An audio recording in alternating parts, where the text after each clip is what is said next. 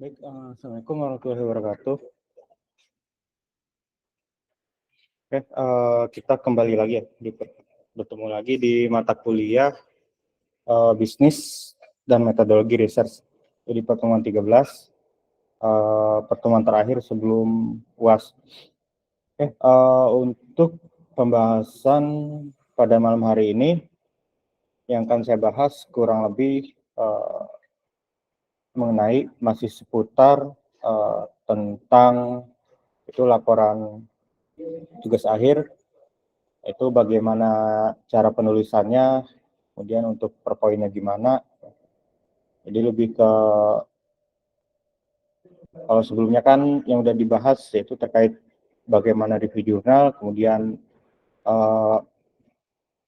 cara untuk ya pembuatan jurnal juga seperti apa, dan juga langkah-langkah tahapan dalam kita research menggunakan metodologi.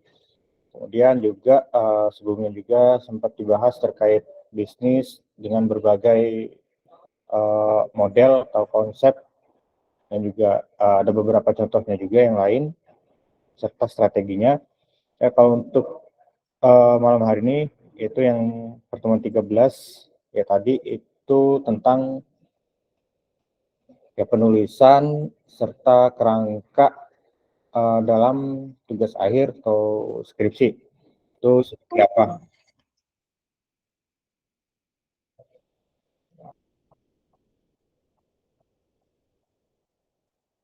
Oke, kurang lebih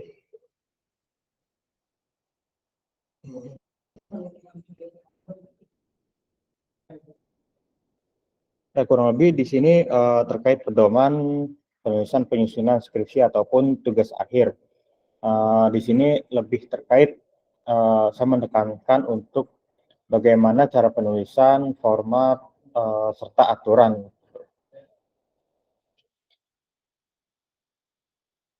Oke, di sini ya nanti mungkin kalian udah mau masuk ya semester 7 atau semester 8, pasti ada di share atau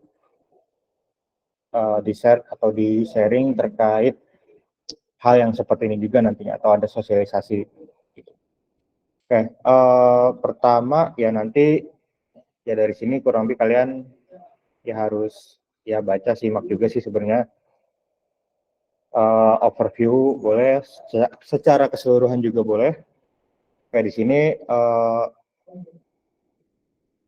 ini isi dari, kalau yang bab 1 Kundalo ini isi terkait landasan kenapa dibuatkan ada sebuah format dalam penulisan tersebut. Ya, karena mengacu ya dari aturan juga kan, dari dikti gitu kan. Oke, kalau yang mengenai format dan penulisan,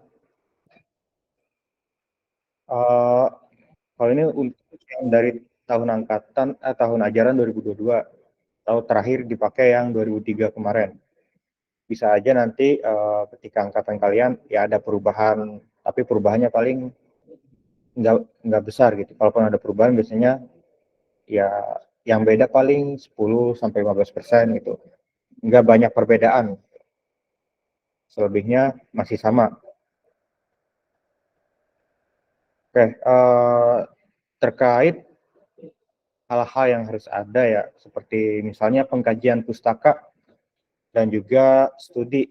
Nah, di sini terkait literatur maupun perbandingan, ini bisa dari nantinya di bab 2 ataupun teori.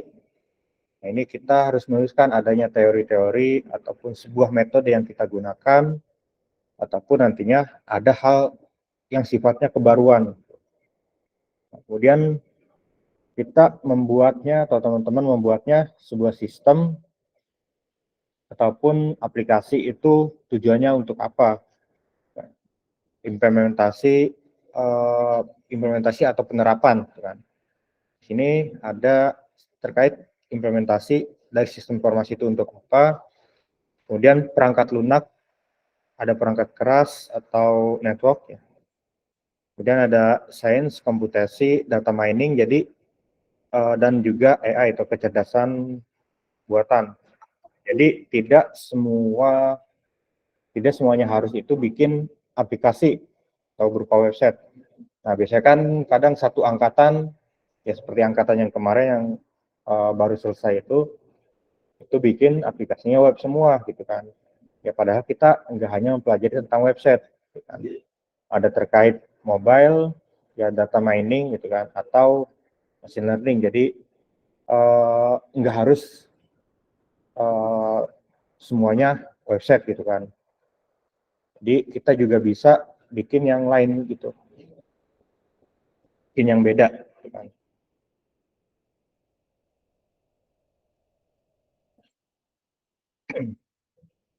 Oke, untuk ya biasanya terkait topik nih sistem informasi manajemen. Oke, nah untuk topik biasanya di sini topik-topik yang bisa digunakan, yaitu terkait sistem informasi geografis, artinya ada pemetaan aplikasi yang isinya ada pemetaan terkait lokasi, lebih ke perancangan geografisnya. Kemudian ada logika serta algoritma, berarti ini lebih ke main di penerapan metode, gitu kan. Penerapan metode dan algoritmanya, nah nanti tujuannya untuk apa gitu. Jadi ketika kita membuat judul, ya misalnya penerapan algoritma A untuk menentukan klasifikasi kelulusan mahasiswa gitu kan. Nah itu nanti pakai apa? Nah, terus parameternya juga apa gitu kan. Itu harus ada juga. Ya, ini dari subtopik yang bisa digunakan. Gitu kan.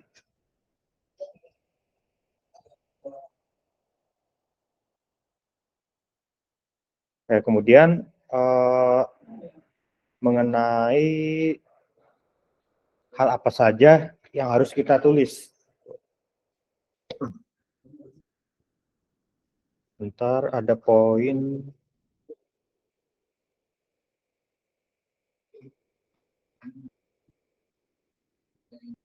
Oke, pertama di sini dari aturan penulisan ya. Ini agak jauh.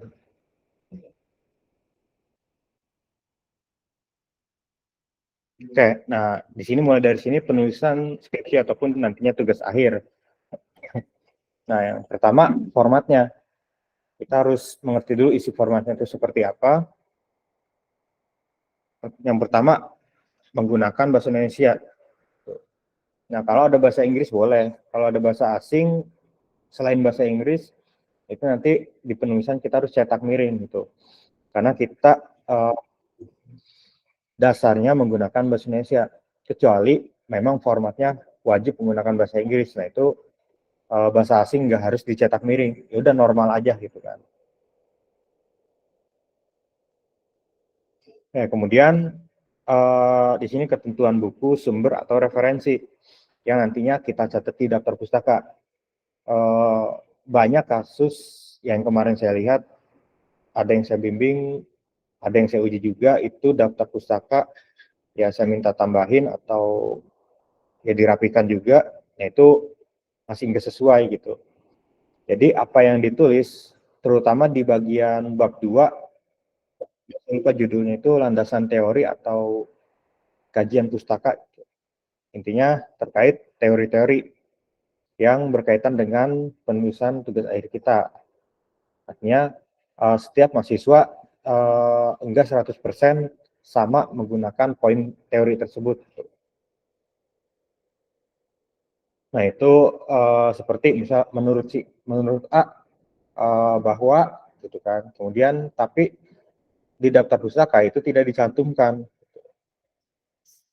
Itu harus dicantumkan dan juga hindari mengambil dari blog ataupun Wikipedia gitu. Ya karena itu sifatnya ya argumentasi belum terbukti secara ilmiah juga dan dari tingkat literasi penelitian juga kurang itu. Ya kalau bisa itu ngambil dari buku, kemudian ngambil dari jurnal ataupun seminar gitu, seminar yang terkait artikel atau penelitian tuh, itu masih bisa. Dan juga nantinya kan sebelumnya udah sempat saya share juga cara penggunaan Mendeley. Nah, di sini nanti ya kalau bisa harus menggunakan tools itu agar ya lebih rapih. Jadi teori yang kita ambil berdasarkan landasannya menurut siapa atau referensinya juga sesuai di daftar pustaka. Kayak di sini kan ada dari buku ya, proceeding, jurnal, skripsi, tesis atau disertasi, gitu kan. Juga referensi lain yang dari internet, gitu. Jadi ya yang wajib emang yang berkaitan dengan yang dari keluaran dari pendidikan, yaitu ya buku, ya jurnal, artikel, skripsi, ya skripsi misal senior atau dari skripsi kampus lain itu juga bisa gitu kan, dijadikan sebuah referensi gitu, atau sumber gitu. Nah terkadang kan ada di mana uh, di kesimpulan dan saran, nah itu di sarannya itu ada yang menuliskan bahwa ini masih bisa dikembangin gitu menjadi hal yang baru atau ada tambahan pengembangan gitu. Dan biasanya itu maksimal 5 tahun terakhir. Misalnya nanti 2024 ya 2025 berarti ya. 2025 5 tahun terakhir ya kalau nggak salah berarti 2020 gitu. Ya berarti kalau buku ya kita harus beli gitu kan. Ya repot kalau e-book agak susahnya gitu. Ya paling mudah sebenarnya dari jurnal karena untuk penguat atau landasan teori atau juga kita sebagai bisa mencari contoh gitu. Karena kan di sana udah banyak terbit terkait penerapan sistem informasi atau teknologi informasi untuk uh, kebutuhan baik di masyarakat, sekitar, organisasi atau di kampus gitu.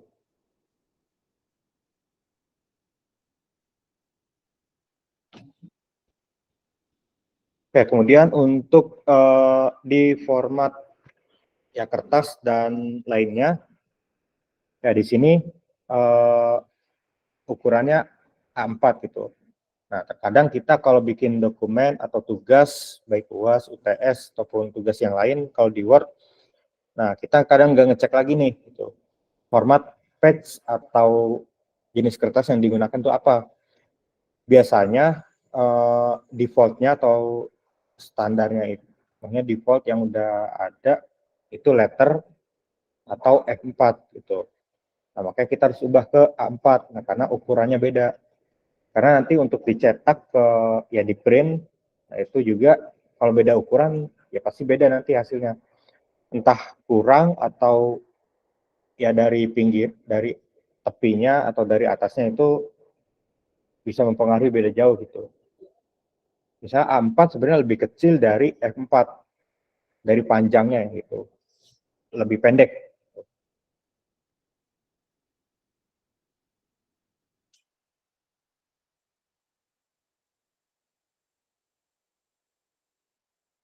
Ya, kemudian untuk pengetikan layout kertas. Nah, biasanya ada aturannya. Jadi kita nggak boleh ya udah buka Word, udah atur A4, ya jangan langsung ketik gitu. Kita atur marginnya dulu gitu. Biasanya kan ada page setup ya, untuk kertas atau margin gitu. Di bagian uh, page atau apa saya lupa. Intinya untuk mengatur ukuran kertas, jenis kertas gitu. Jadinya bagian atas sama kiri itu 4 cm, bawah sama kanan 3. Nah, kenapa yang kiri itu 4? Karena biasanya ada sekitar 1 atau 1,5 cm itu keambil untuk uh, dibikin hardcover atau lipatan atau di jilid gitu. Jadi kayak kepotong. Kalau terlalu mepet nanti ya agak dibukanya bisa, cuma teksnya bisa terlalu ke dalam gitu. Makanya tujuannya ada ke arah situ juga.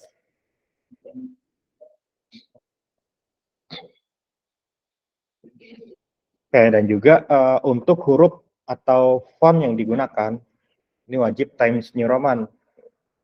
Nah, jadi ketika ini Times New Roman ya.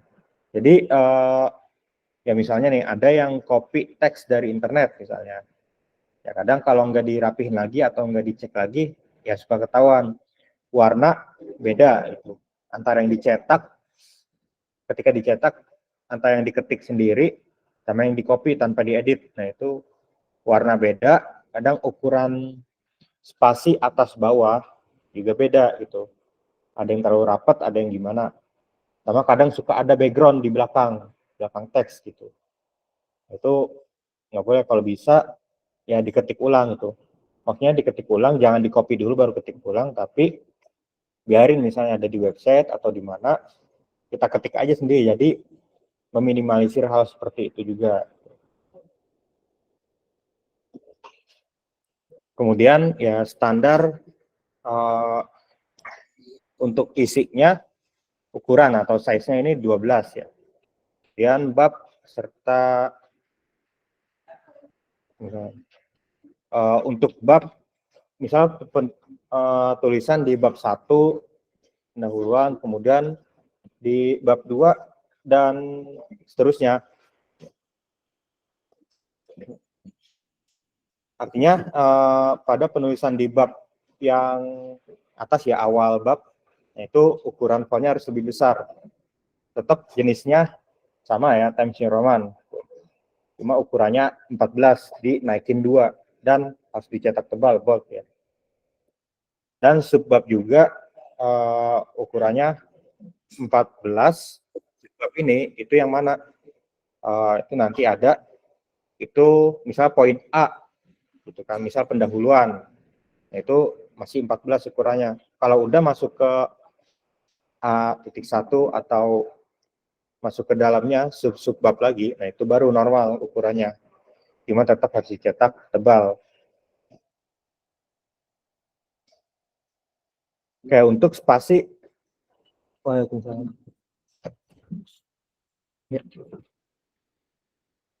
kemudian untuk spasi di sini, apa? Zik. Kayak untuk spasi normalnya itu 1,5 ya. Nah jadi kadang ada yang nggak memperhatikan spasinya, itu maksudnya antara masing-masing baris pertama, kedua, dan seterusnya.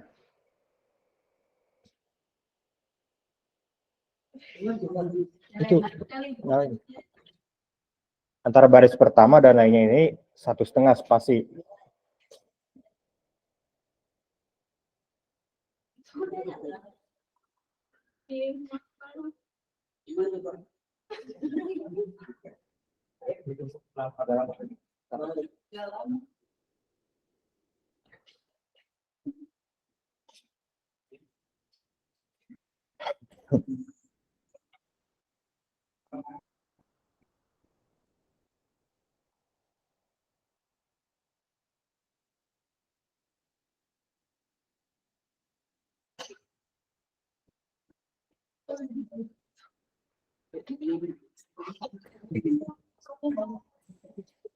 Oke, sebentar ya.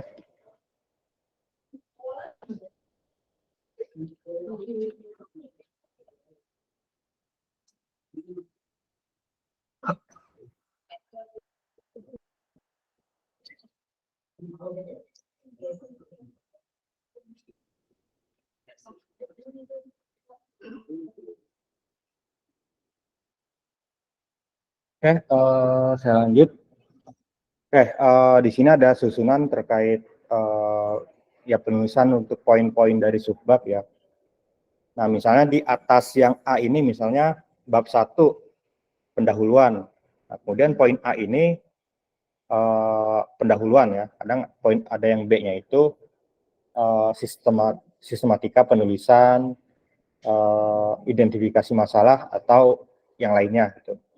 Nah, kemudian di dalam pendahuluan ini, misal kita masukin ada sub bab lagi. Nah, ini agak ke dalam gitu, jadi jangan sejajar secara penulisan. Jadi ini misalnya untuk yang di dalam pendahuluan apa, untuk ukuran fontnya juga tetap sama 14 sampai bagian yang subbab yang kedua. Nah, kemudian misalnya kalau ada subbab lagi sampai ke dalam-dalam, nah ini di bawah yang angka, nah baru kita tulis A sama B. Kemudian kalau ada lagi di dalam angka 1 atau angka biasa, cuma ada kurung, tutup kurung di akhir gitu. Jadi makin dalam makin ada pembedanya juga untuk penomoran. Kemudian kalau makin dalam lagi dia balik lagi ke huruf, tapi yang hurufnya itu juga ada tutup kurung. Nah, makin dalam lagi ya dia jadi ada di dalam kurung angkanya. Kalau yang ini kayaknya karena nggak bisa ke sini, ini yang A sama B di dalam kurung harusnya agak lebih ke dalam. Jadi di bawah duanya lebih ke dalam. Jadi secara penulisan subpoin itu seperti atau subbab seperti ini. Jadi kalau dia masuk poin mana, ya dia harus ada di dalam itu, jangan di luar atau sejajar. Terutama untuk dibacanya juga. Ya nanti juga ya kalau ya mungkin paragraf atau apa itu kalau terlalu ke dalam kan berarti ya mungkin sisa setengah ya. Kalau dibikin paragraf setengah kurangnya juga, ya itu nggak apa-apa jadi full gitu kan.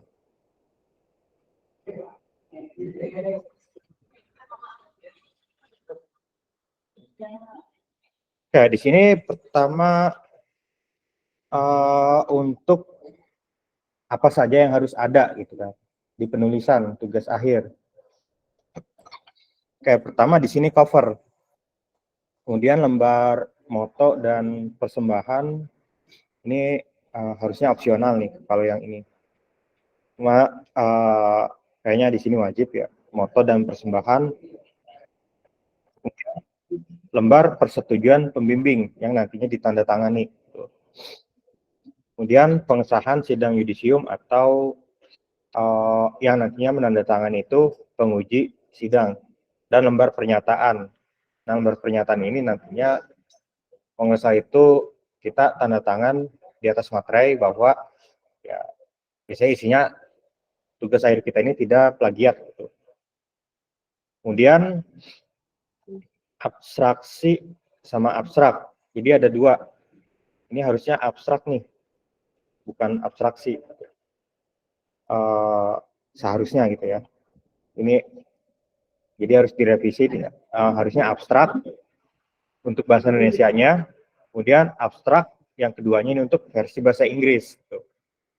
Nah, untuk versi bahasa Inggris ya tetap karena kita base-nya bahasa Indonesia, jadi ini harus dicetak miring nanti.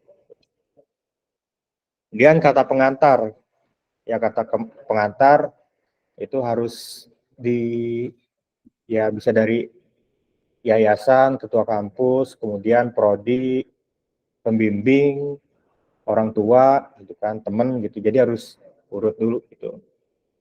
Atau pasangan, ya kalau mau dibawa juga nggak apa-apa di kata pengantar. Tapi biasanya hati-hati ya kalau nulis di situ. Kemudian daftar isi, daftar tabel sama gambar. Nah, kalau daftar tabel sama gambar, kalau kita nggak punya tabel yang ditulis, ya berarti daftar tabel nggak usah, dihapus aja gitu. Daftar gambar juga begitu, kalau gambar nggak ada, ya udah di daftar gambarnya nggak ada, dihapus aja gitu. Tapi kayaknya sih pasti ada ya, walaupun sedikit. Oke, kemudian untuk pendahuluan. Untuk pendahuluan isinya kurang lebih ada latar belakang masalah, identifikasi, nah ini poin subbab yang besarnya ya. Kalau masuk ke dalamnya berarti nanti yang angka 1, 2, dia masuk dalamnya lagi, huruf abjad kecil gitu. Oke, kemudian latar belakang masalah, identifikasi, rumusan, batasan, tujuan dan manfaat penelitian, metode, sistematika penulisan. Oke, untuk latar belakang, ya ini kurang lebih isinya itu kita yang menjelaskan, ya sebenarnya nggak harus banyak-banyak. Kadang beberapa paragraf juga cukup, 3 paragraf atau 5, artinya ya selembar juga cukup. Menjelaskan terkait fenomena, masalah secara global, umum, yang terkait dengan tugas akhir kita atau penelitian kita. Itu seperti apa? Misalnya penerapan sistem informasi atau aplikasi untuk penilaian kinerja dosen misalnya.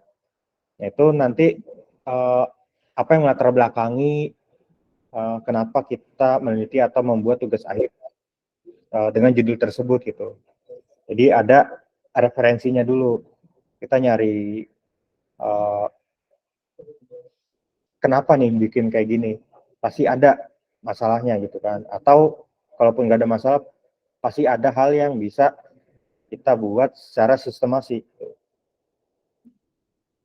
Ya, mulai dari masalah global, masalah umum, hingga masalah yang spesifik gitu. Nah, itu kalau bisa dirinci lebih detail itu lebih bagus. Jadi nanti poin yang dikerjakan tidak terlalu luas, jadi kita bisa lebih spesifik gitu.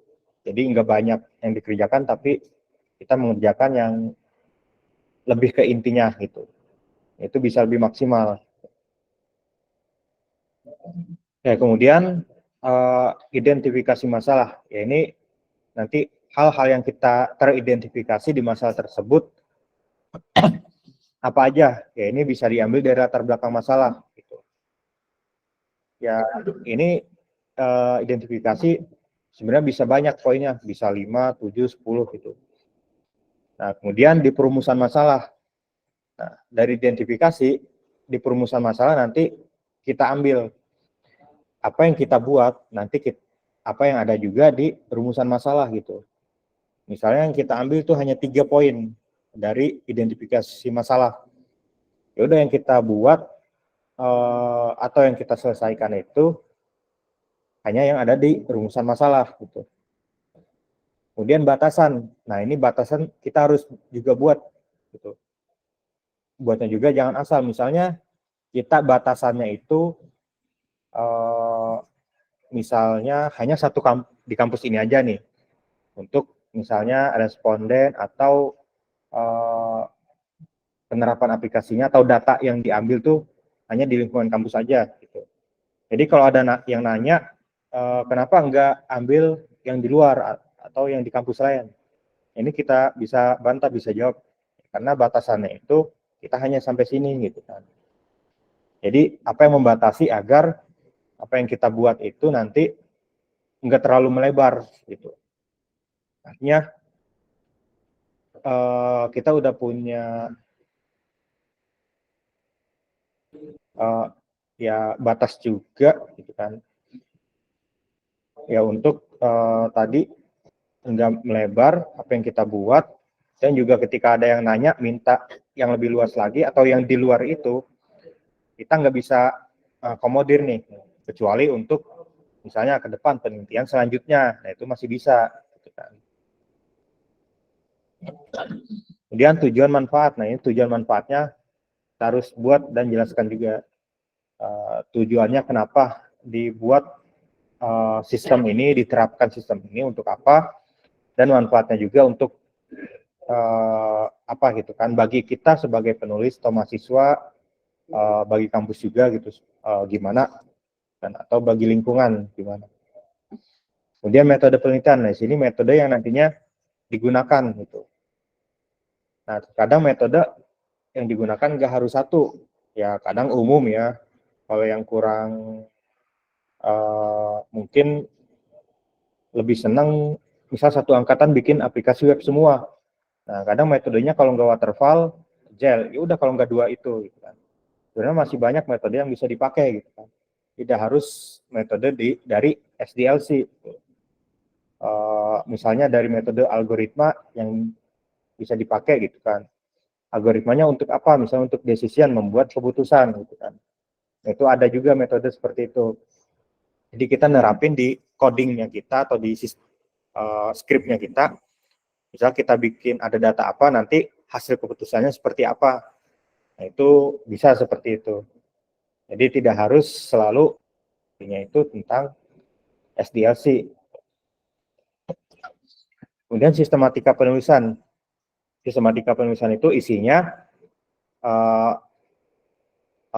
poinnya pendahuluan itu menjelaskan tentang apa, kemudian landasan teori dan kerangka pemikiran menjelaskan apa, kemudian analisis masalah dan perancang program itu menjelaskan apa, implementasi dan uji coba menjelaskan apa, sampai penutup menjelaskan apa. Jadi 5 bab itu kita jelasin ya, paling 2-3 baris itu menjelaskan tentang apa gitu kan. Misal penutup menjelaskan hal terkait kesimpulan dan saran dari penelitian yang telah dibuat gitu kan.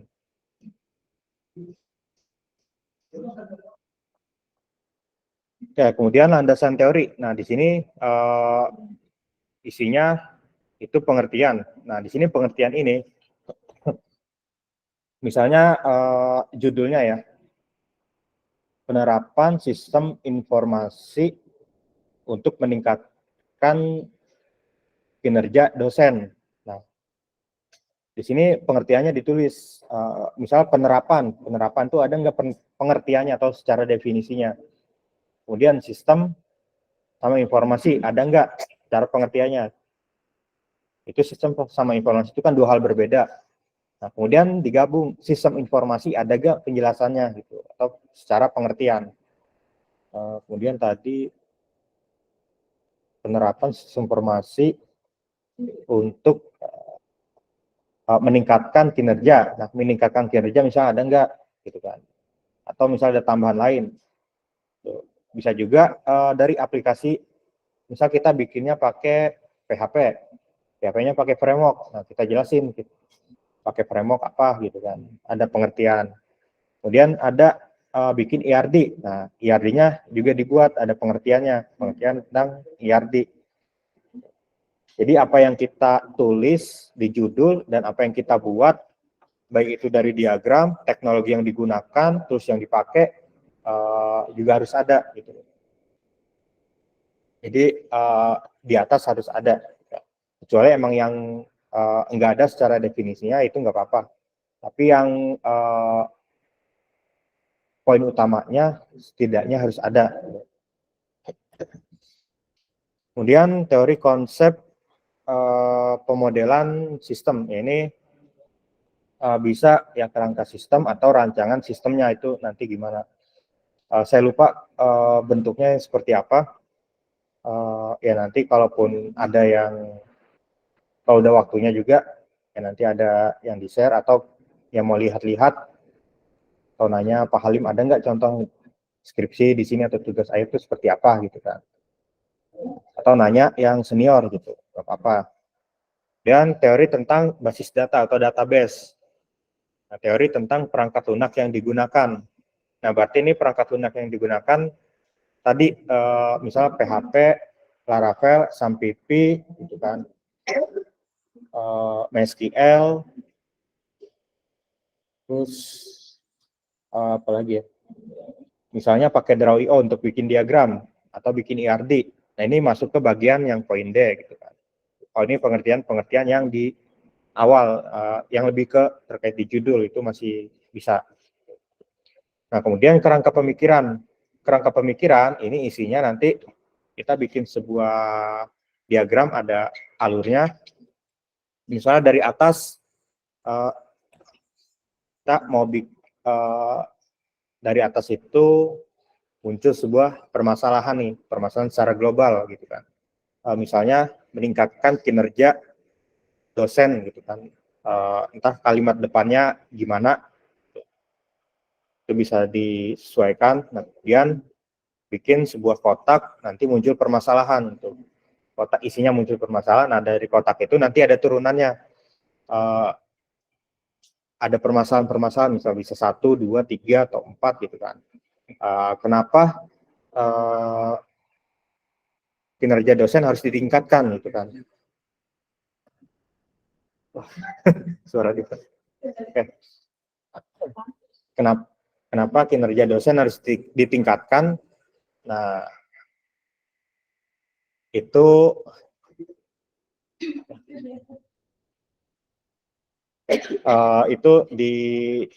dijelaskan nanti pada poin misal timbulnya permasalahan gitu. Nah, kemudian ya muncul setelah itu baru ada turunannya untuk penyelesaian sebuah masalahnya. Nah, penyelesaian masalahnya kita harus mau ngapain? Bikin sistem kah gitu kan? Atau bikin sebuah metode kah? Atau kerangka kerja kah gitu kan? Jadi kerangka pemikiran itu apa yang kita pikirkan mengenai wah kira-kira bikin sistem ini bisa nih ningkatin sesuatu atau memperbaiki sebuah sistem yang udah berjalan gitu kan. Kalau sekarang kayaknya masih ada masalah nih yang kurang. Misalnya di kampus nih, sistem administrasi gitu kan. Misalnya sistem administrasi, kita data keuangan, pembayaran mahasiswa atau apa, itu nggak ada pencatatan secara sistem gitu kan. Ya mungkin kwitansi baru model kwitansi atau di buku besar atau apa gitu kan. Itu suatu masalah, itu kelemahan tuh, itu bisa kita ambil. Misal poin itu ambil untuk menerapkan sebuah sistem administrasi keuangan. Nah, itu bisa untuk terutama poinnya untuk pencatatan data keuangan mahasiswa misalnya. Nanti mahasiswa juga bisa lihat gitu kan. Artinya histori yang mereka bayarkan gitu. Jadi sampai penyelesaiannya seperti apa, mau pakai apa gitu kan. Oke, kemudian analisis masalah dan perancangan program, ini tinjauan umum, ini sejarah singkat perusahaan. Kalau yang poin A ini lebih kepada kita studi kasusnya di mana. Gitu. Ya misalnya di sini studi kasusnya, ya udah berarti sejarah singkat terkait SCTI gitu kan. Atau mau di tempat kerja atau mau di selain tempat kerja juga ya bisa sebenarnya. Nah, berarti tinjauan umumnya yang memang studi kasusnya ngambil dari sana. Ya, kemudian metode penelitian. Nah, metode penelitian nanti banyak yang kita buat. Pertama, jadwal kegiatan serta waktu penelitian. Nah, ini jadwal kegiatan dan waktu penelitian bentuknya bisa seperti tabel. Itu pernah saya minta ada dibuat kayak bentuk jadwal project. Nah, kalau dulu kan di semester yang lalu kan ada jadwal project ya, bentuknya tabel-tabel gitu kan. Nah, itu nanti jadwal penelitian atau kegiatan kurang lebih kayak gitu. Misalnya di bulan Maret kita ngapain aja gitu kan. Bulan April, Mei, Maret, April, Mei, Juni, Juli, Agustus. Biasanya sampai Juli 5 bulan gitu. Agustus biasanya udah sidang gitu kan. Nah, 5 bulan itu kita ngapain aja? Misalnya ngumpulin data berapa minggu gitu kan. Misalnya di minggu pertama, minggu kedua. Jadi ada timeline-nya gitu. Minggu pertama, minggu kedua ngumpulin data atau mencari mengidentifikasi sebuah masalah gitu kan. Kemudian sampai nanti perancangan sistemnya, sampai pengujiannya, sampai nanti membuat sebuah kesimpulan gitu. Jadi timeline-nya jelas gitu. Ya kalaupun enggak sesuai timeline yang kita kerjakan, setidaknya kita ada acuannya, kita nanti mau ngapain aja gitu kan di waktu-waktu tersebut. Terkadang ada yang bikin sebulan terakhir atau 2 minggu terakhir baru bikin gitu. Ada kayak gitu.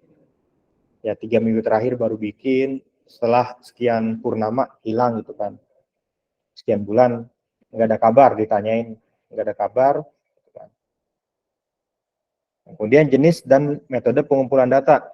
Jenis metode pengumpulan data ini bisa wawancara, kalau salah ada 3, saya lupa dua lagi lupa.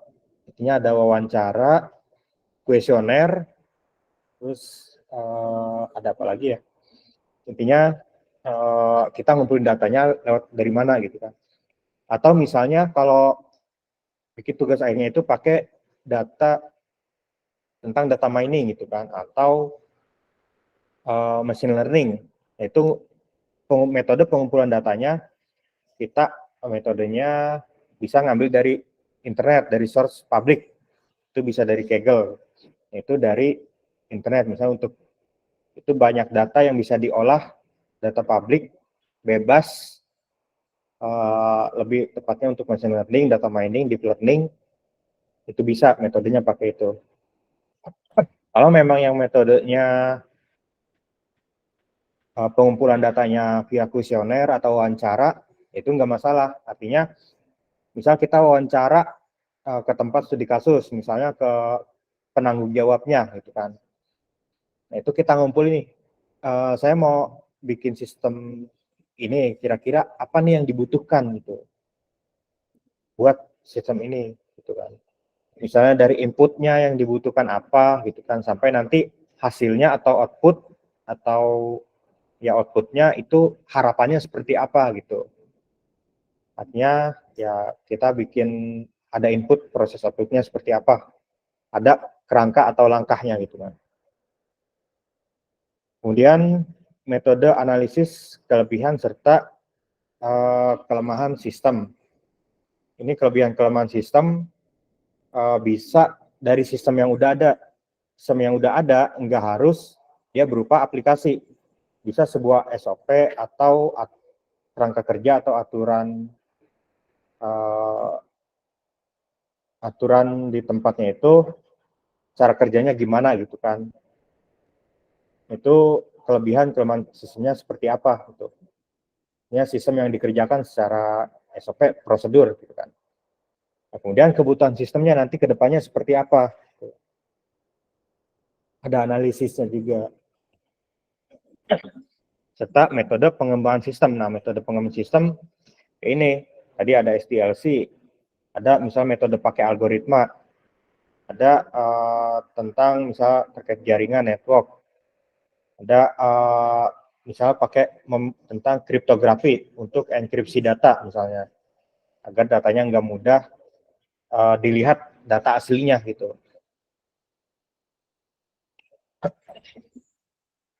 Kemudian analisa sistem berjalan. Nah, ini nanti dibikinnya pakai flow map. Ini poin 1, analisis prosedur, ya bisa berupa paragraf. Nah, ini yang poin 2-nya flow map. Kayak flow map-nya di sini lebih ke arah, kalau nggak salah pernah saya tunjukkan, tadi yang kemarin, minggu kemarin itu ada jurnal juga, dia ada bikin flow map sistem yang berjalan. Itu sama seperti flowchart. Nah, kalau flow map isinya ada pengguna atau seseorang atau user, sebelahnya lagi kotak sebelahnya gitu sistem atau aplikasi. Kemudian diagram konteks ini di FD level 0. Artinya di sistem yang berjalan, baik dia sudah menggunakan aplikasi atau belum. Misalnya ada 3 pengguna atau 3 user, nah dia ngapain aja tugasnya, di diagram konteks dibikin. Ya, kemudian kalau di DFD ya dibikin, kalau sistem berjalan harusnya di FD enggak nih. Harusnya sampai diagram, sampai flow map aja nih harusnya. Kalau di FD lebih tepatnya ke yang apa yang kita kerjakan, yang kita usulkan gitu. Karena nanti juga ada lagi. Nah, kemudian perancangan sistem, tujuan perancangan sistemnya untuk apa? Dijelaskan gambaran sistem yang diusulkan. Nah, gambarannya ya bisa berupa mock-up atau perancangan dari analisa kita, atau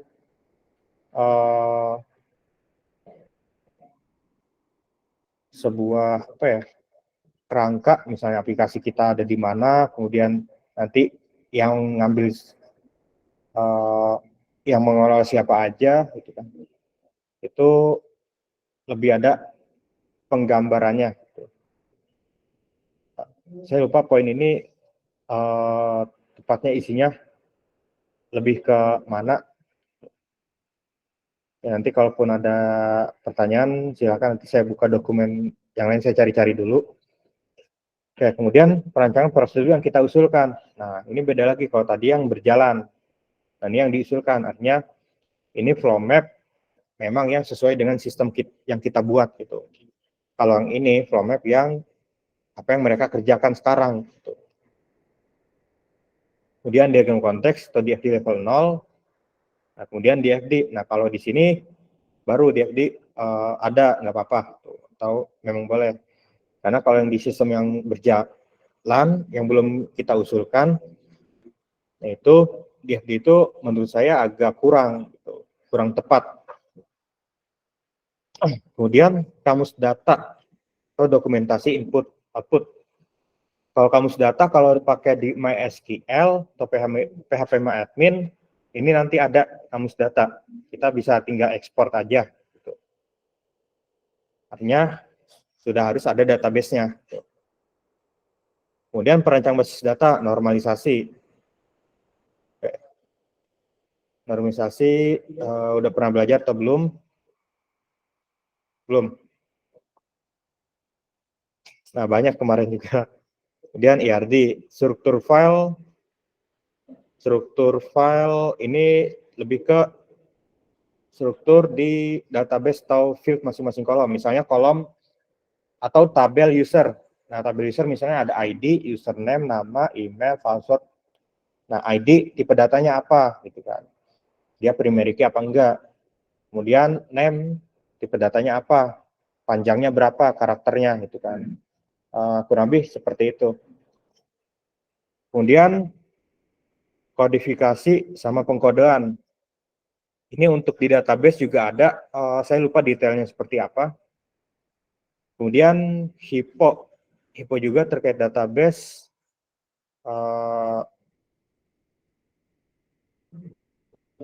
HIPPO ada di sini ada lagi. Kayak kalau HIPPO itu lebih kepada kalau menurut saya struktur menu. Misalnya ketika login, nah nanti masuk ada, misalnya ada 3 menu. Ada main menu, misalnya ada dashboard, ada master data, ada menu master data, menu transaksi, menu laporan. Nah, kemudian kalau kita klik dashboard, ya berarti dia udah dashboard grafik-grafik. Nah, ketika kita klik menu master data, nah itu nanti dia ada turunannya lagi, master data apa aja. Artinya ada seperti penggambaran turunan sebuah main menu gitu. Kemudian flowchart di basis data menurut saya juga kurang tepat ya, karena kemarin juga sempat saya agak kurang ini ya kalau flowchart di basis data, kecuali udah ke aplikasinya gitu. Dan perancangan antarmuka, ya struktur menunya apa aja. Artinya ini ada gambaran, kita bikin mockup, ya mau gambarnya pakai apa. Misal pakai Draw.io, ada satu kotak lebar, frame, misalnya aplikasi. Kemudian sebelahnya, sebelah kiri samping, kita bikin kotak kecil, kemudian ada menu-menu apa aja, seperti bikin mockup gitu kan. Jadi nggak harus bagus-bagus gitu kan, nggak harus sesuai misal ada warna-warna atau apa, yang penting dia poinnya jelas gitu. Kemudian perancangan input. Nah, perancangan input ini artinya misal ada form input data. Nah, kita bikin rancangan mockupnya, formnya seperti apa, inputnya ada apa aja itu. Artinya ada mainframe-nya. Biasanya kan kalau udah misal kerja di konsultan IT atau di perusahaan pengembangan software, rancangan mockup atau UI UX ini biasanya memang harus ada lebih dulu gitu. Ya agar nantinya sama tampilan yang bikin aplikasinya menyesuaikan, inputnya ada di mana, artinya secara posisi gitu kan. Jadi lebih menyesuaikan juga. Kemudian perancangan output. Nah, kalau output ini lebih ke perancangan nanti, misalnya kalau ada laporan yang dicetak, data yang dicetak baik berbentuk Excel atau berbentuk PDF atau berbentuknya grafik gitu kan.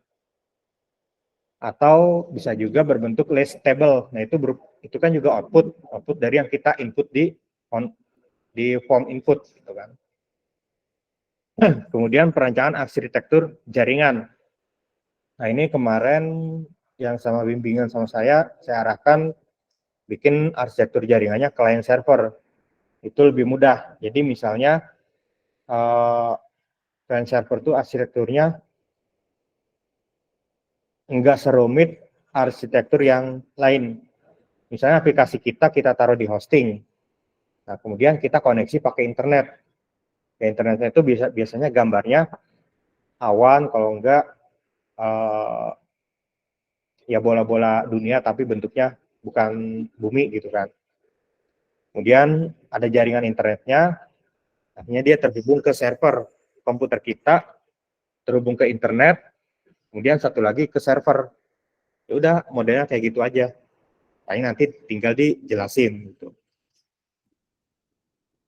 Kalau ada yang pakai jenis arsitektur jaringannya pakai topologi boostar gitu kan, itu lebih rumit lagi gitu.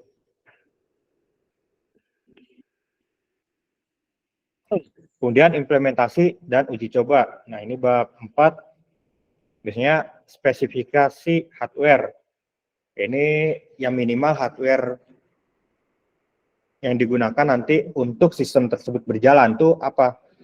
Biasanya kalau udah di server, kalau saya misal pakai Linux, kemudian minimal RAM 4, ya RAM 4 atau 8, kemudian dual core atau 4 core untuk prosesornya gitu.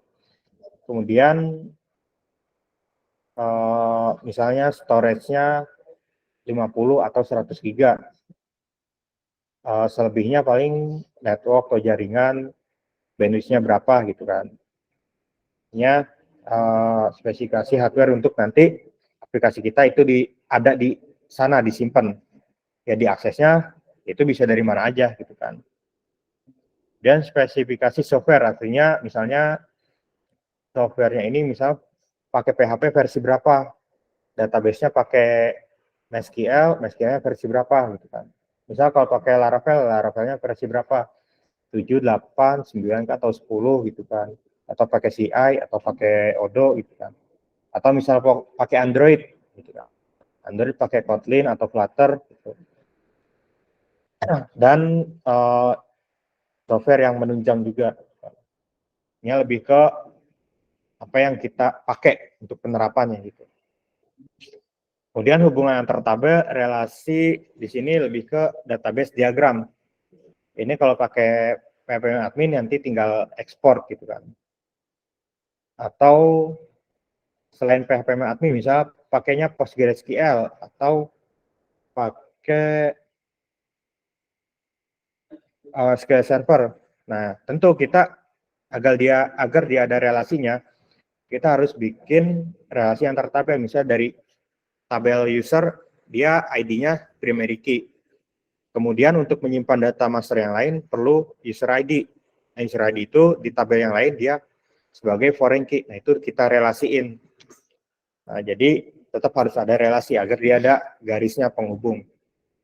Nah, kalau mau convert dari atau mau ngambil skema database diagramnya, kalau yang general, kalau saya pakai misalnya di Beaver, jadi nanti di remote si host database-nya, itu kalau di lokal sama kayak kita konekin ke PHP. Misalnya hostnya localhost, kemudian portnya disesuaikan 3306 atau 1433 atau 543 sesuai dengan jenis database-nya. Kemudian pakai username sama password sama nama database yang dipakai. Itu udah tinggal nanti dicari database diagramnya. Kemudian pengujian perangkat lunak biasanya paling mudah pakai black box karena dia isinya misalnya dari login, kemudian input data menu apa sampai logout sampai cetak laporan, itu poin utamanya. Nah, kemudian skemanya itu nanti misalnya login user input username dan password. Nah, kemudian untuk isi data, misalnya untuk create data user. Nah, create data user nanti isinya itu misalnya yang harus diisi misalnya nama, email, username, password, sama jabatan misalnya, atau level. Nah, kemudian sebelahnya lagi itu isinya ekspektasi kita. Misalnya user berhasil login, kemudian data user berhasil dibuat atau di-create. Kemudian tabel hasil, kolom hasil setelahnya ini ada pilihan berhasil atau gagal, ada checklist gitu. Jadi lebih mudah. Ini banyak contohnya juga yang seperti itu. Kemudian langkah-langkah pembuatan database ini lebih ke arah ya misalnya kita bikin database baru, kita screenshot bikin database-nya, kemudian kita ke import di database, kemudian kita import, artinya harusnya ini nggak perlu nih poin ini karena agak ya harusnya entah di awal atau gimana ya. Artinya ini kita, kalau langkah pembuatan database ya mudah. Misal kita ke php-admin, akses localhost php-admin. Nah, kemudian klik home atau klik database, kemudian bikin database baru, masukkan nama database, klik execute atau save atau go, udah database berhasil di-create. Udah sampai situ kan. Ya berapa tahapan, ya di screenshot kecil-kecil cukup. Yang jelas. Nah, kemudian langkah-langkah menjalankan program. Langkah-langkah menjalankan program ini secara manual. Misal kita jalaninya masih di laptop masing-masing gitu kan. Nah, kalau pakai Laravel jalanin programnya, misalnya kita ke buka command prompt, gitu kan. Buka command prompt, kemudian arahkan ke folder project-nya. Kemudian jalankan PHP artisan serve. Itu kalau nggak salah sampai PHP 8 atau 9 itu. Kalau udah PHP 10, ada lagi yang harus dijalankan.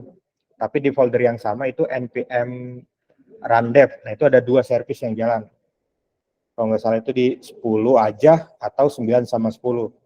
Saya lupa. Jadi ada ya langkah. Terus setelah jalan, baru kita akses webnya di browser. Itu udah selesai. Jadi tahapannya seperti itu aja. Kemudian setup file exe ini lebih ke cara instalasinya. Gitu kan. Cara instalasinya, ya misalnya kita bikin satu folder project baru di SAMPP, misalnya di htdoc ya. Misal kalau ininya PHP atau Laravel. Nah, kemudian copy folder project-nya ke folder project yang telah dibuat di dalam htdoc.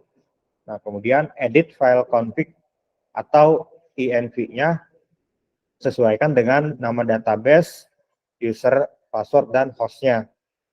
Yaitu di save, kemudian jalanin misalnya PHP artisan config change atau config clear gitu kan. Ini udah selesai.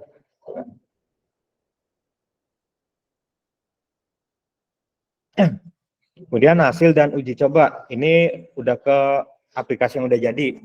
Tampilan termuka, tampilan menu utama ya screenshot aja gitu kan.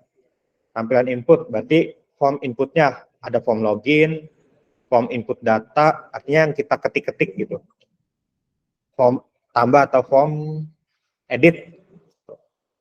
Kemudian tampilan output bisa berupa screenshot list data table di aplikasinya atau ekspor laporan misalnya atau report berbentuk Excel atau PDF gitu. Atau ada juga misal kalau bikin grafik itu bisa masuk ke tampilan output. Kemudian kelebihan serta kekurangan. Kelebihan serta kekurangannya apa? Ini jelasin ya secara singkat aja.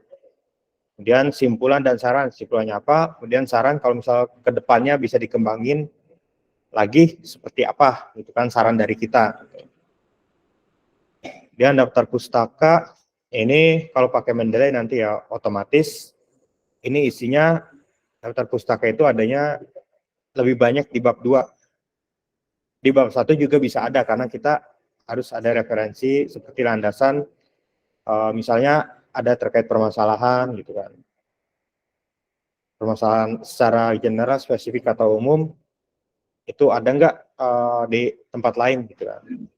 Daftar riwayat hidup, surat keterangan observasi penelitian, artinya ya keterangan dari kampus gitu kan. Sama lampiran-lampiran kalau ada. Oke, ini kurang lebih kerangka dari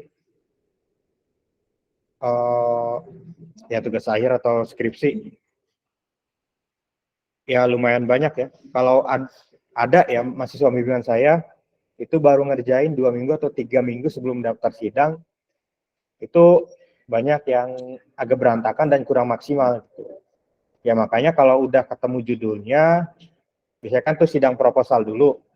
Nah kalau sidang proposal udah, ya udah kita tinggal nanti ngerjain lagi, baru nanti sidang skripsinya. Itu udah tuh dari situ kita ya teman-teman kalau bisa nyicil lah tiap minggu ngerjain apa, nggak harus tiap hari gitu kan. Misalnya sehari kalau misalnya ada waktu atau lagi ingat sejam mau ngerjain ini gitu kan.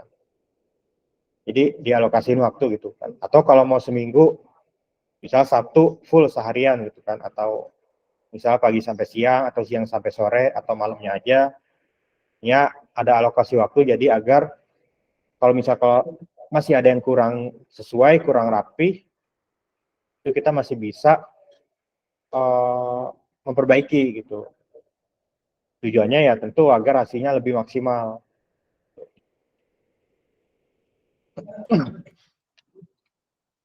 Oke, di sini mungkin saya ya share sedikit cara hidering atau bikin numbering untuk bab dan sub-sub bab agar nantinya mudah dinavigasi.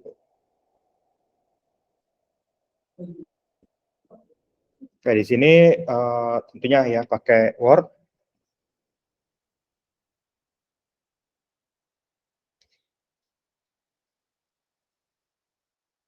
Oke, nantinya di sini kan di menu view, nah di sini ada misalnya navigasi pen, navigasi pen di checklist nanti akan tampil di sebelah kiri nih navigasi pennya.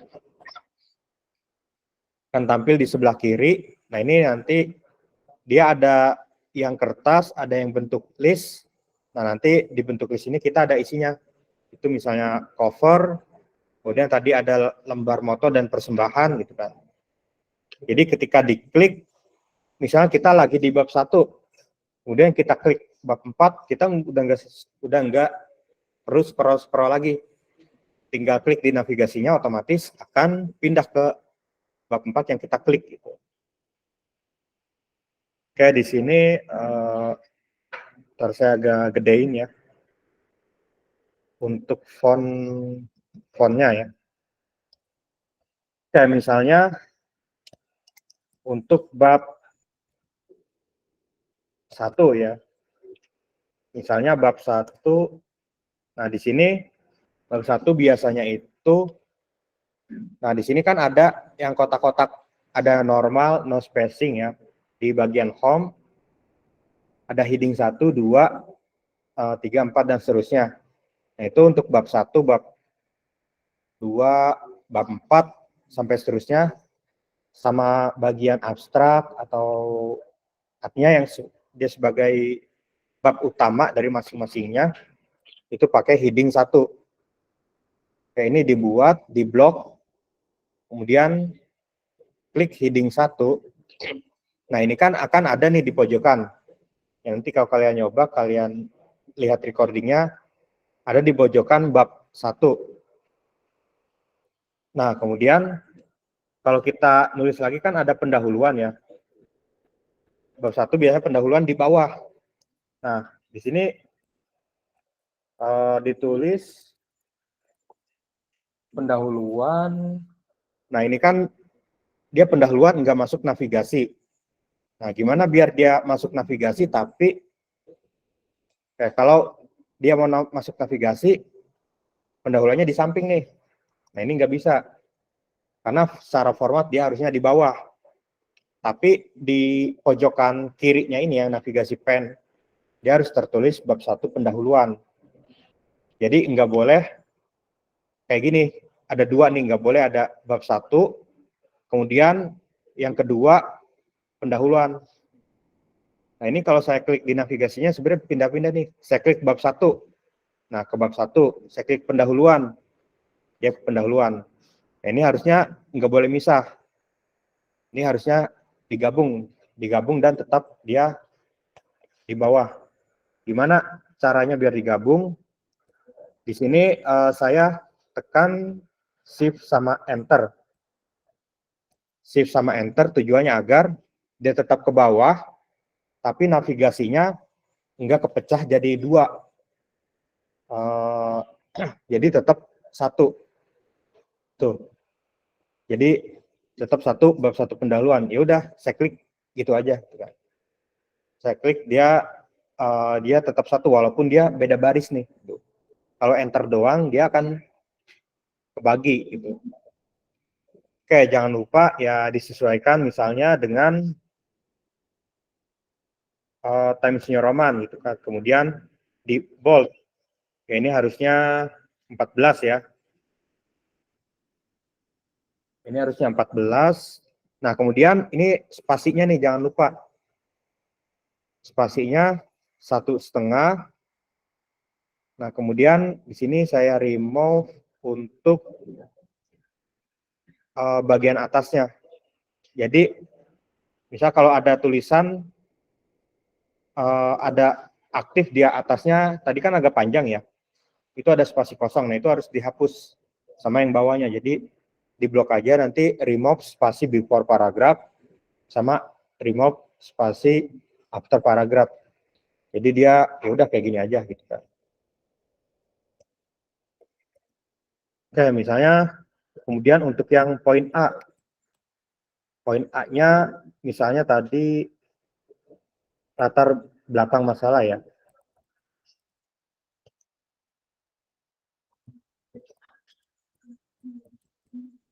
Latar belakang permasalahan atau masalah. Kayak latar belakang masalah di sini dia belum masuk navigasi pen. Oke, tuh udah nggak bisa digedein lagi. Nah, di blok. Nah, kalau yang ini masuk ke header 2. Nah, ini diklik di atas header 2. Oke, ini poin A-nya hilang, nggak apa-apa, nanti bisa ditambah lagi.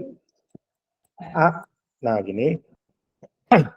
Jangan lupa, karena dia poin awal, dia harus agak ya di tepi lah gitu kan. Jadi sampai maksimal batas margin, margin awal. Ya, dia latar belakang masalah ini masuk ke bab 1 pendahuluan.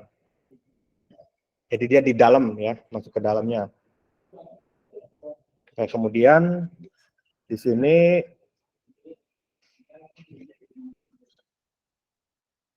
saya edit lagi.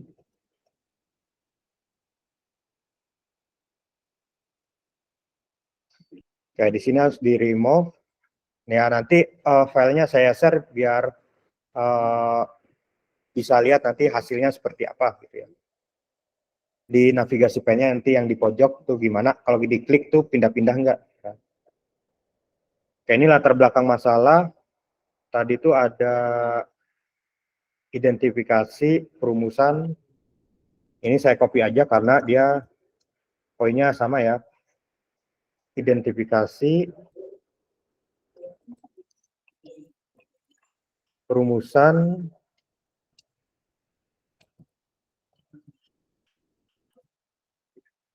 pembatasan,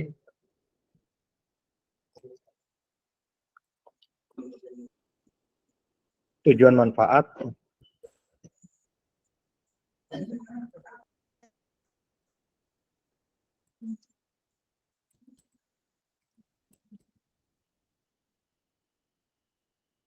Kemudian metode sistematika.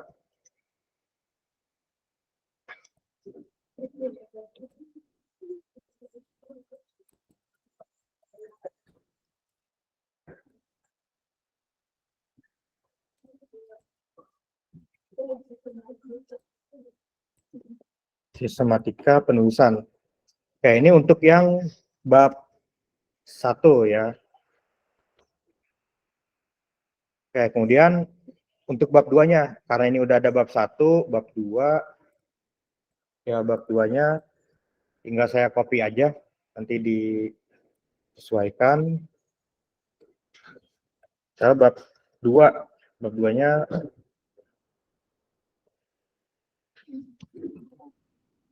landasan teori dan kerangka pemikiran.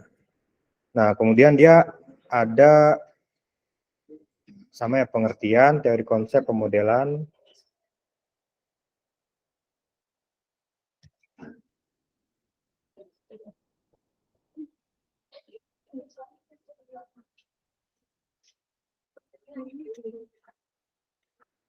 Oke, ini harusnya dari A lagi nih awalnya.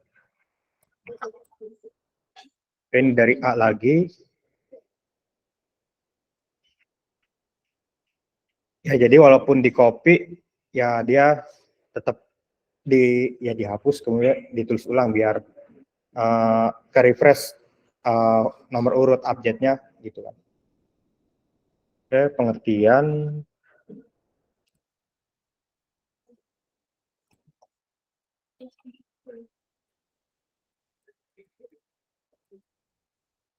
Dari konsep.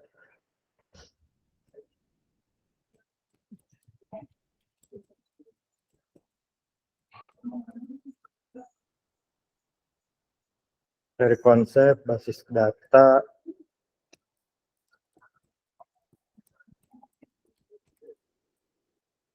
dari perangkat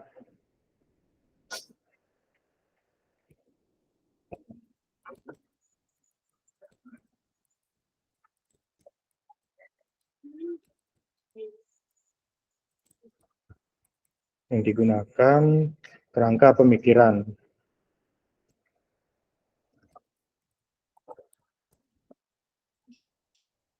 Oke, kemudian bab 3 ya.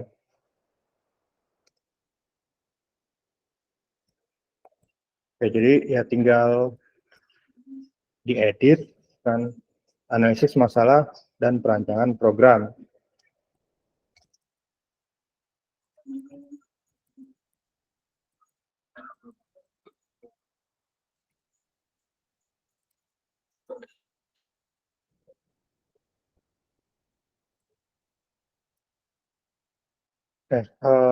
Saya lanjut ke bab 4 dulu, nanti tinggal disesuaikan isinya.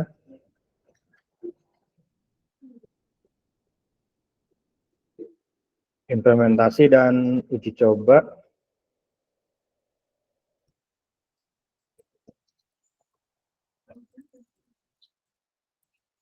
Kemudian bab 5-nya penutup.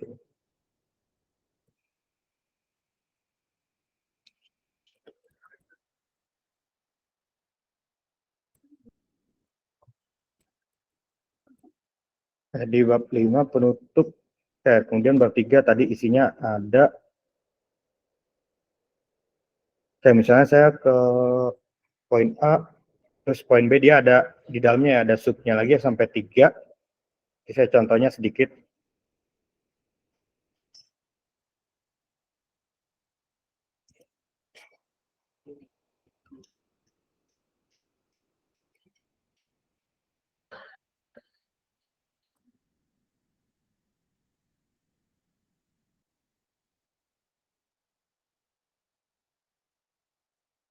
Tinjauan umum.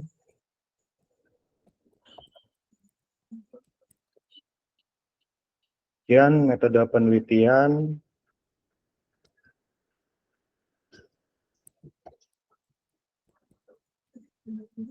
Oke, sini sampai 2 aja. Kemudian di dalam poin A tinjauan umum ini dia ada subnya lagi. Ada sampai 4. Di sejarah singkat perusahaan. Ini saya blok, dia masuk ke heading 3. Oke, ini ubah fontnya, kemudian spasi 1,5, remove space before, kemudian remove after space. Oke, kemudian ini angka 1. Oke, kemudian di copy aja. 3, 4. Oke, visi misi ya.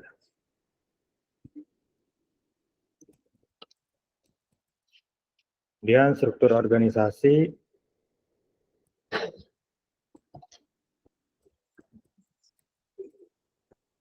deskripsi tugas. Nah, kemudian, di sini dia ada sampai 3 yang bagian metode penelitian. Oke, nanti yang poin yang bab yang lain menyesuaikan aja. Oke, di sini harus diulang ya numbernya dari 1 lagi. Oke, kemudian dirapikan.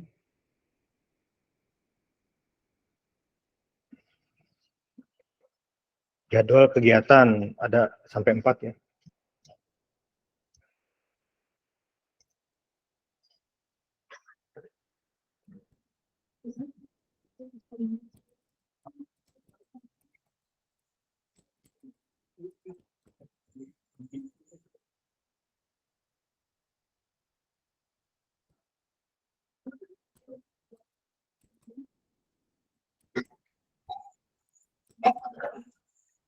Dan metode analisis, metode pengembangan sistem.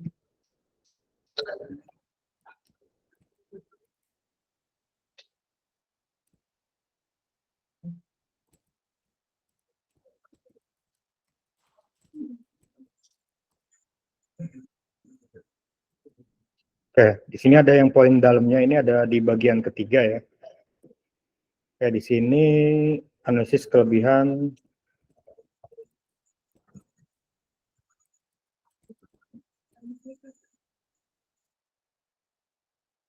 kelemahan.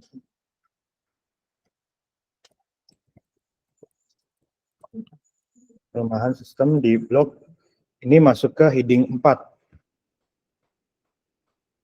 Oke, Times New Roman.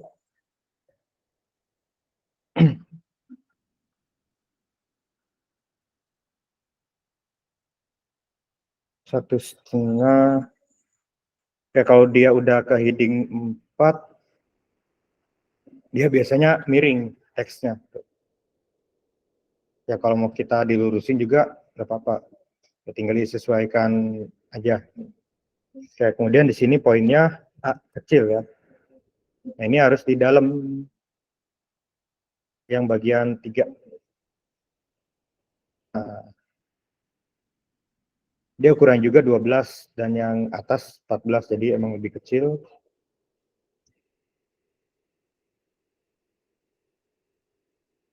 Oke, satu lagi analisis kebutuhan.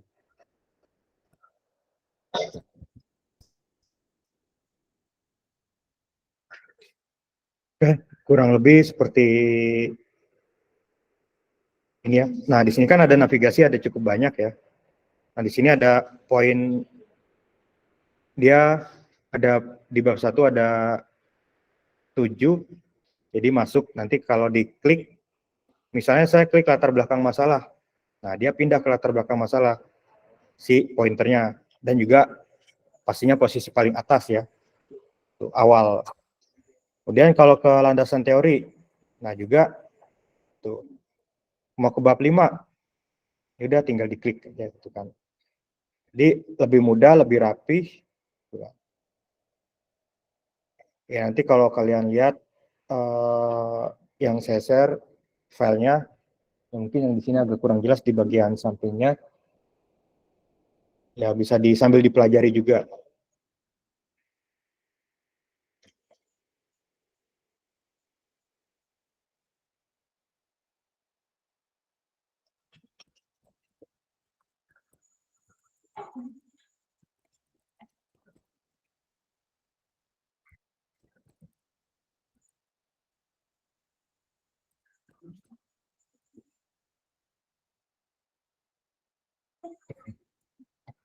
Oke, kalau untuk daftar seperti misal caption, table, misal table 1 namanya apa, table 2 namanya apa. Kemudian ada caption juga, gambar 1, gambar menerangkan tentang nama apa. Nah, itu dibikin, bisa di-insert, kemudian nanti dibikin, dia metodenya seperti caption. Nah, ketika kita isi di daftar table atau daftar apa ya namanya, daftar gambar, nah itu otomatis nanti kita ya bisa ditambahkan juga secara otomatis gitu. Nah, ini juga kalau udah dibikin heading seperti ini, misal kita bikin daftar pustaka, daftar isi, itu juga otomatis ya.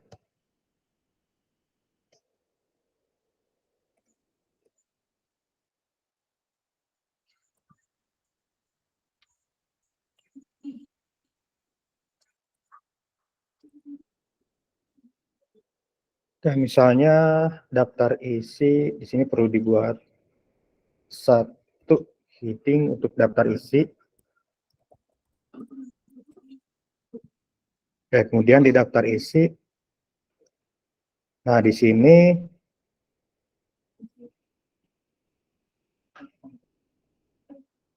saya lupa nih yang mana ya, reference, oh ya, table of content di reference, content. Nah, ini nanti tinggal dipilih atau diklik aja, atau mau di custom table juga bisa ya. Ini mau yang klasik atau ya tinggal disesuaikan ada aja pokoknya. Diklik OK, nah jadi daftar isi ya.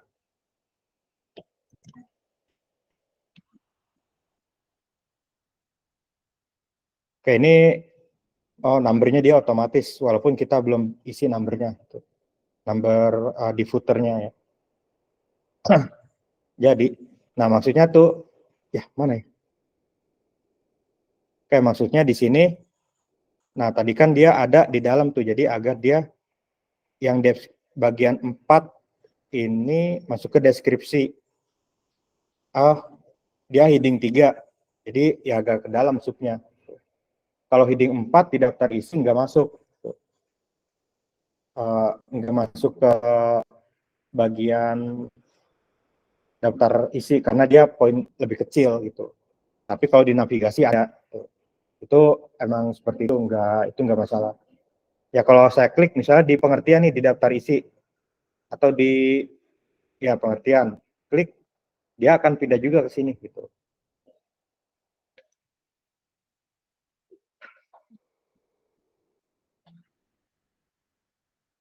Oke, ada pertanyaan sampai sini?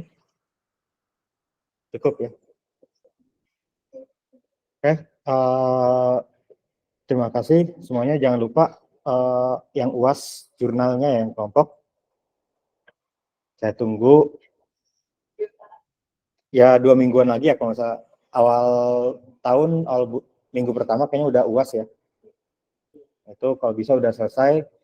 Jadi nggak ada apa ya, susulan lagi. Karena kan udah saya berikan dari setelah TS ya, sebulan hampir 2 bulan lah gitu waktunya. Oke, dari saya bila ada kekurangan dalam penyampaian materi mohon maaf. Terima kasih semuanya. Wassalamualaikum warahmatullahi wabarakatuh. Waalaikumsalam. Waalaikumsalam warahmatullahi wabarakatuh. Terima kasih Pak.